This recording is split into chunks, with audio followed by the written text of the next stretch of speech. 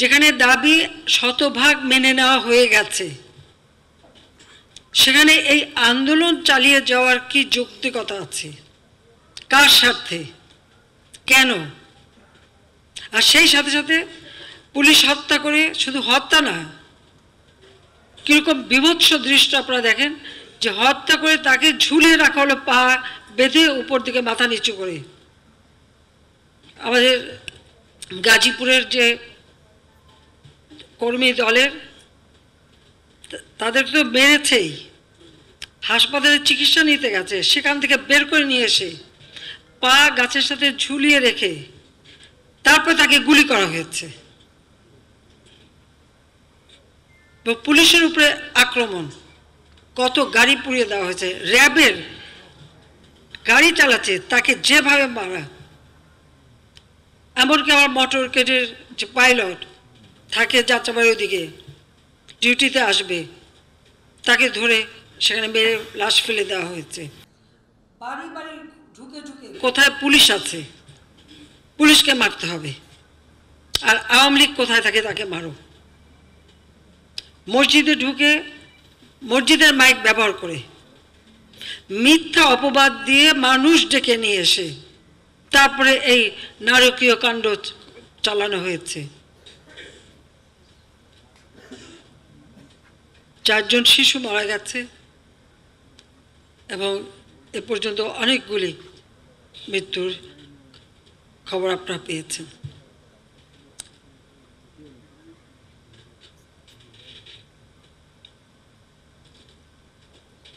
বাংলাদেশে আসার পর থেকে আর 75-এর পর থেকে তো আমরা শুধু লাশের মিছিলই পাচ্ছি, দেখছি। এবারেও প্রায় 200-র উপর মানুষ মারা গেল।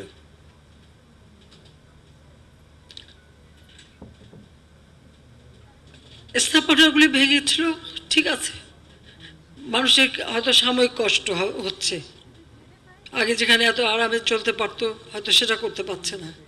সেগুলি তো এক সময় আবার সময় লাগবে, কিন্তু এক সময় সেগুলি ঘুরে তোলা যাবে। কিন্তু যে জীবনগুলি ঝরে গেল, ছোট্ট ছোট শিশুরা গুলিবদ্ধ, এ গুলিগুলি কিভাবে লাগলো? তারপরে মিথ্যাচার, দোতলা বাড়ির মধ্যে জানলার কাছে ছেলেটা, তার গুলি লেগেছে, বলে হেলিকপ্টার থেকে গুলি লেগেছে। আপনারা বলেন হেলিকপ্টারের গুলি ঘরের মধ্যে ঢুকবে কিভাবে? আর সেই গুলি ঢুকে কিন্তু তার দেওয়ালে যে ফুটো করে দিয়েছে। সেখানে তদন্তের জন্য লোক গেছে, তারা দেখে তো সেখানে হেলিকপ্টার দিয়ে গুলি করলো কিভাবে? যখন পুলিশ আটকা পড়লে, যখন বিটিভিতে এখানে আগুন দিচ্ছে একটার পর একটা, আমরা হেলিকপ্টার থেকে সেখানে পানি দিয়ে আগুন নেভাবার চেষ্টা করছি, কারণ ফায়ার ব্রিগেড যেতে পারে না। আমার সব থেকে আধুনিক ফায়ার ব্রিগেডের যে গাড়িগুলি সব পুড়িয়ে দিয়েছে, মানুষগুলিকে মেরে তাড়িয়ে দিয়েছে। তখন বাধ্য হয়ে হেলিকপ্টার থেকে আমরা পানি দিয়ে সে আগুন নেভাতে চেষ্টা করলাম। সেই সময় আবার অনেক জায়গায় পুলিশ আটকা পড়লো, তার নিচে আগুন দিয়ে দিয়েছে, পুলিশ উপরে ছাদে বসে আছে, খবর দিল, আমরা হেলিকপ্টার দিয়ে তাদের উদ্ধার করলাম। শুধু পুলিশ কেন, অনেক জায়গায় বিভিন্ন বিল্ডিংয়ে যে সমস্ত কর্মকর্তারা আটকা পড়েছে, আমরা হেলিকপ্টার দিয়ে দিয়ে তাদেরকে উদ্ধার করেছি। এমনকি নারায়ণগঞ্জে কাজপুরে সেই 10 তলা ভবন আগুন দিয়ে দিয়েছে, তার মালিক থেকে শুরু করে সবাই উপরে যখন ফোন করলো সঙ্গে সঙ্গে পাঠিয়ে হেলিকপ্টার দিয়ে উদ্ধার করা হলো। গাজীপুরের জাহাঙ্গীর, ও মিছিলে আসছিল গাড়ি নিয়ে, সেখানে তাকে মারলো, তার সাথে যে সাথী তাকে তো মেরে হাসপাতাল থেকে বের করে পা বেঁধে ঝুলিয়ে গুলি করলো। আর জাহাঙ্গীর এমনভাবে মেরেছিল, ও আমাকে ফোন করেছে আর বললো যে আপা আমি কিন্তু বাঁচবো না, আমার উপরে হামলা হচ্ছে, শিখে আমাকে বাঁচান। সেখানে যখন পাঠালাম, পুলিশ ঢুকতে পারে না, আর সেখানে কিন্তু সব অস্ত্রধারী, সব ওই বিল্ডিং ঢুকে সব কিছু তছনছ করেছে।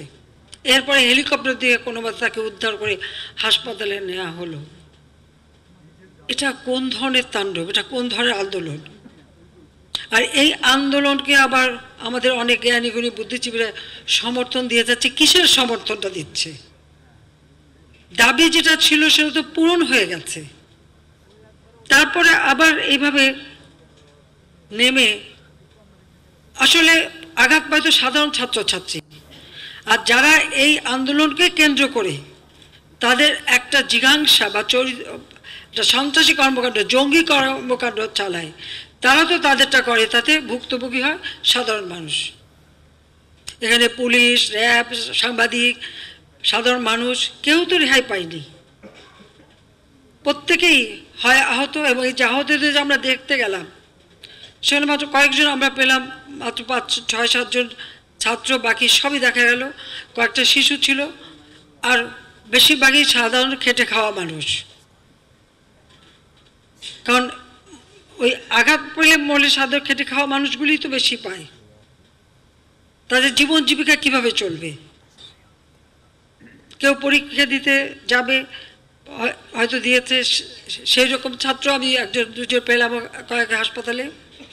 আমি তো প্রত্যেকটা হাসপাতাল আমি শুরুতে যাইনি, কারণ ইনফেকশন ছিল, হয়ে যাবে সেই ভয়ে। আমাদের ডাক্তার বেগম রোকেয়া এবং আমাদের